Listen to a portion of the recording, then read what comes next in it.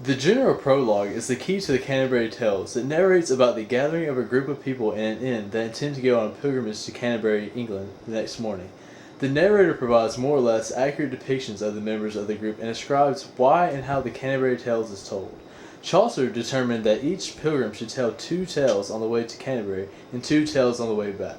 The host of the inn offers to be and is appointed as judge of the tales as they are told and is supposed to determine the best winning tale. Chaucer bases his characters off the 7 cardinal virtues, which are prudence, fortitude, temperance, justice, faith, hope, and charity, and the 7 cardinal sins, pride, envy, covetousness, sloth, anger, lust, and gluttony. It is clear which of the pilgrims fall into which category.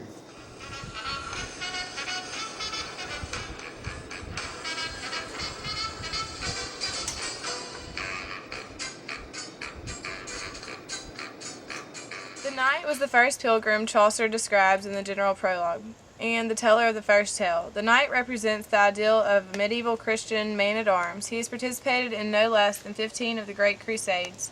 He's brave, experienced, and prudent.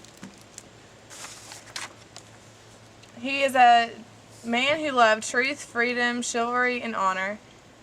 He spent 40 years fighting over 3 groups of people. He's always victorious, plain, and honest, and he's the most prominent and respected character of the tales. The squire is the knight's son, and he's about 20 years old. He's a ladies' man and handsome, with curly hair, and he sings and plays the flute. He's light-hearted, pleasant, talented, a fine sportsman who knows how to joust, dance, write, and draw. He stays out all night. He's a servant to the knight and squire. He is an outdoorsman and a talented woodcarver. He carries a bow, a shield, a sword, and a knife. He's an excellent shot with a bow and arrow.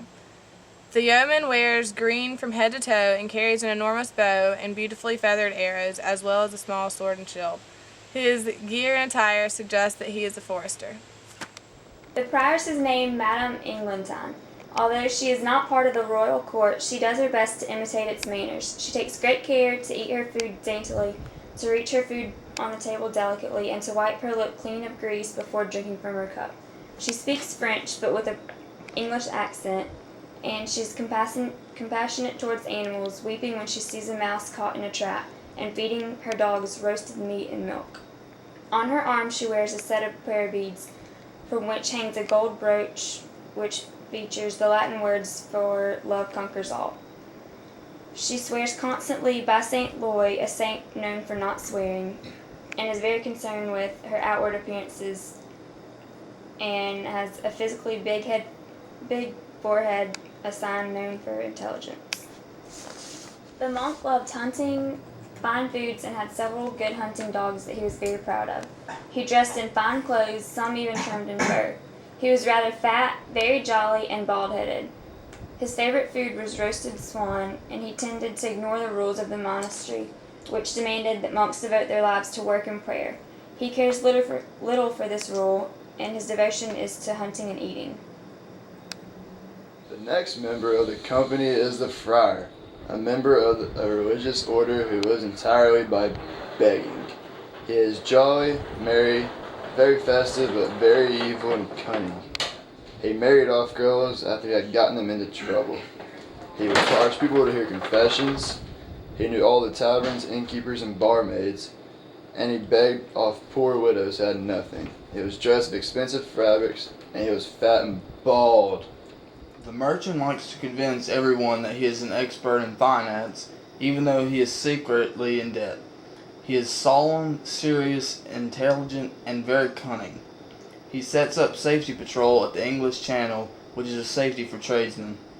He is an excellent family and is also part of a powerful, wealthy class in Chaucer's society. Clark is a poor student of philosophy. He spent most of his money on books and learning, rather than on fine clothes, and is threadbare as Wayne. He speaks little, but when he does, his words are wise and full of moral. He is very thin, and has but 20 books with him, a small fortune. He has not sought secular unemployment, yet he is still studying. He does not often talk, but when he did, it is with great dignity and moral virtue. Has practiced law with distinction for 16 years. He knows every law that has ever existed, every judgment, every case, every crime. Occasionally appointed by the king to serve as the judge on cases. He wears a party-colored coat, sign of affluence. Silk was very. Chaucer's society of Franklin was neither a vassal serving a lord nor a member of the nobility. This particular Franklin is a connoisseur of food and wine, so much so that his table remains laid and ready for food all day. Of the 5 guildsmen, they wore the uniform of their guild. The 5 guildsmen were made up of a haberdasher, which sells small articles for sewing, a dyer, a carpenter, a weaver, and a carpet maker. All the guildsmen belonged to a guild, which was an association of tradesmen. They were dressed nicely, and their wives are demanding and controlling. They want servants to carry their mantles and trains like a queen. The cook was a servant to the 5 guildsmen. He was an excellent cook, especially chicken. He had an open sore on his shin, though. The shipman is brown-skinned from years of sailing. He has seen every bay and river in England and exotic ports in Spain and Carthage as well. He is a bit of a rascal, known for his piracy and brutality of his sailors, and also for stealing wine while the ship's captain sleeps. The doctor was considered a perfectly practicing physician. He was familiar with medical authorities and their works. He's not excessive in his own life. He is very healthy. He is not religious, and he is not materialistic. He made a lot of money working during the plague. Wife of Bath. She is somewhat deaf, gap teeth, large hips hidden by her clothing. She wanted front row in church and be a first at any offering. She wore heavy dresses and new shoes. She had no occupation. She went on famous pilgrimages. She was very fat and ugly. He is very poor but rich in holy thought. His principle was to live the perfect life first and then to teach by example. He cares for his parishioners. Nothing could keep him from going to check on them. He is moral and humble. He truly watched over his own congregation. He is wanted by everyone to meet to go to heaven. Parson is the ideal Christian parish priest. Parson is a devout churchman in the company. The parson lives in poverty but is rich in holy thoughts and deeds. He is the pastor of a sizable town. He preaches the gospel and makes sure to practice what he preaches. He is everything that the monk, the friar, and the pardoner To love God and love your neighbor as yourself. He is a God-fearing man who helps others and promptly pays his tithes. He is the parson's brother. The miller loves crude bawdy jokes and drinking. He is immensely stout and strong, able to lift doors off their hinges or knock them down by running at them with his head.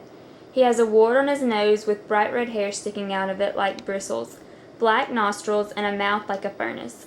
He wears a sword, a buckler, and loves to joke around and tell dirty stories. He steals from his customers and would cheat people with the amount of grain that they bought. Municipal is a steward for a dormitory of law students. The municipal is in charge of getting provisions for a college or court. Despite his lack of education, the municipal is smarter than the 30 lawyers he feeds. Most of the times, he outwits the lawyers and ends up with money in his own The pocket. reeve had thin, lean legs and a bad temper. His hair was cut short and close as a sign of servility. He was a manager of a large estate, able and efficient, so he gained a large fortune for his lord and himself. He kept a close account of everything. The serfs on his lord's manor were afraid of him, and he brought gifts and goods to his lord to earn thanks and to suck up. A man paid to summon sinners to come to trial. He had red cheeks and boils and lesions all over his face. He was really ugly and fat. He liked to drink a lot. Children were scared of him. He only spoke Latin. He could be bribed very easily. He looked like Bobby. Pardoners sold pardons and indulgences to those charged with sins. Many pardoners collected profits for themselves. Chaucer's pardoner excels in fraud, carrying a bag full of fake relics, and he claims to have the veil of the Virgin Mary. He has a loud, high-pitched voice with long blonde hair and no beard. He knew how to sing and preach to people to frighten them to buy the relics. He made lots of money.